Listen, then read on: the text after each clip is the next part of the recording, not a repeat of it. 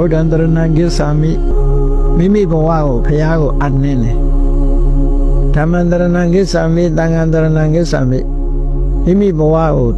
ဓမ္မသံဃာကိုအနှင်းပြီးတော့ကိုယ်ပဲစိတ်ကပ်ပါတယ်လို့ကိုယ့်ရဲ့ဘဝကိုအနှံ့တာပြီးတော့တရဏဂုံအလေးမြတ်ထားပြီးတော့ဆောက်တည်လို့ရှိရင်လေ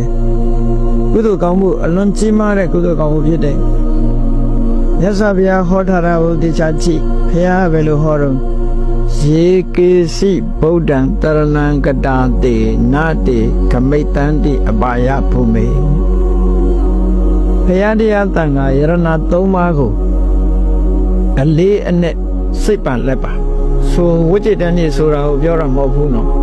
ဆိုရိုးရှိလို့ကောက်ဆိုတာမဟုတ်ဘူးတကယ်အလေးနဲ့ဘုရားကုံကိုအာယုံပြုပြီးတော့ငါဘဝဘုရားကိုအနံပါတယ်ဘုရားဆုံးမတိုင်းလိုက်နာပါမယ်တရားကိုကျင့်သုံးပါမယ်တန်ဃာတော်တွေစီကနေပြီးတော့တရားဓမ္မသိအောင်ကြိုးစားပါမယ်လူမဲ့တမ်းမယ်ဆိုရင်တန်ဃာတော်တွေနဲ့ဆက်ဆက်ပါမယ်ဆိုတဲ့ဒီမွန်မြတ်တဲ့စိတ်ဓာတ်ကလေးတွေနဲ့ဘုရားတရားတန်ခါယရဏသုံးပါးကိုကိုယ်ွယ်စိတ်ကချင်းလို့ဆိုတဲ့တရဏဂုံမွန်မြတ်တဲ့တရဏဂုံ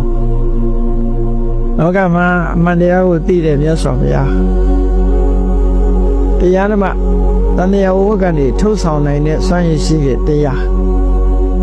နည်းနည်းလေးလူတောင်အများကြီးအကျိုးပြုနိုင်တဲ့တန်ခါဆိုပြီးတော့တမတံဗုဒ္ဓဝတ္တသောဘဂဝါမြတ်စွာဘုရားဆိုတာကိုယ်ပိုင်ဉာဏ်နဲ့သိတာအသိဉာဏ်ကြီးမားဆုံးပုဂ္ဂိုလ်ဖြစ်တယ်ဒါကြောင့်ကိုယ်ဝယ်ပါတယ်တရားဆိုတာသွားခါတမြတ်စွာဘုရားသခင်ကိုရောမြတ်ကိုရောတိုင်းမှန်မှန်ကန်ကန်ဟောထားတဲ့တရားဖြစ်တယ်ဒါကြောင့်ကိုယ်ဝယ်စိတ်ကပ်ပါသုပတိပန္နောဝတ္တတန်ဃောအရိယတန်ဃာဟာတကယ်ကိုဖြောင့်မှန်တဲ့အကျင့်မှန်ကန်တဲ့အကျင့်ကိုကျင့်တာဖြစ်ပါတယ်ဒါကြောင့်တရားကိုကိုယ်ဝယ်ပါတယ်ဆိုဘုရားတရဏဂိစ္ဆာမိဓမ္မတရဏဂိစ္ဆာမိသံဃာတရဏဂိစ္ဆာမိလို့တရဏဂုံကိုအလေးနဲ့ထားဆောက်တည်လိုက်ရင်မြတ်စွာဘုရား